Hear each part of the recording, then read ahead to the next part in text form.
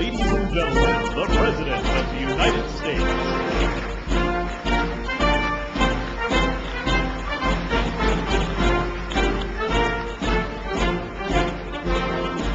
Nearly 2 centuries ago,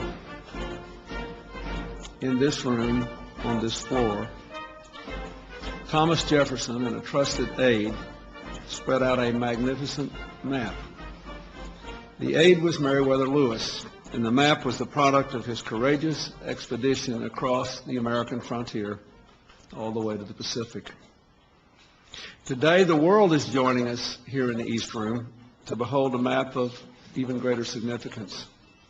We are here to celebrate the completion of the first survey of the entire human genome.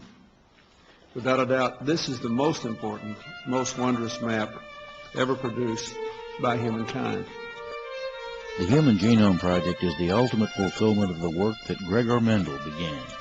Its goal is to determine the complete sequence of the bases in all the human chromosomes and defining the location of all the genes in those chromosomes.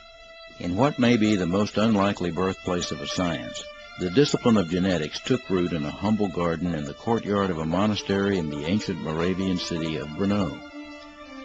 Today, a weathered stone foundation is all that remains of the garden's hothouse, and only a grass yard and lone sycamore mark the spot where Gregor Mendel, an obscure Augustinian monk, bred pea plants nearly a century and a half ago to learn how traits are handed down from one generation to the next. What Mendel discovered from those pea plants revealed the fundamental laws of inheritance. On July 22, 1822, in this village called Hinchese in Silesia, then part of the Austro-Hungarian Empire, Anton Mendel and his wife Rosine recorded the birth of their first and only son, Johann. He was christened in this church 2 days later. They also had 2 girls. At the time of his son's birth, Anton Mendel farmed this small plot of land and grew fruit trees and had beehives. Growing up there, young Johann knew he was not destined to be a farmer. Looking toward a different future, he attended the village school. The teachers soon noticed that young Mendel was an intelligent boy, and in 1833 they arranged for him to attend a more advanced school in Lipnik, some 16 miles away. Mendel wrote of himself, "Owing to several successive disasters, his parents were completely unable to meet the expenses necessary to continue his studies, and it thereby happened that the respectfully undersigned, only 16 years old, was in the sad position of having to provide for himself entirely. For this reason, he attended the district teacher's seminary in Opava. During his 6 years here, one of the subjects he studied was meteorology, in which Mendel had a lifelong interest. His father suffered a serious injury and asked him to take over the farm, but young Mendel still wanted to continue his education.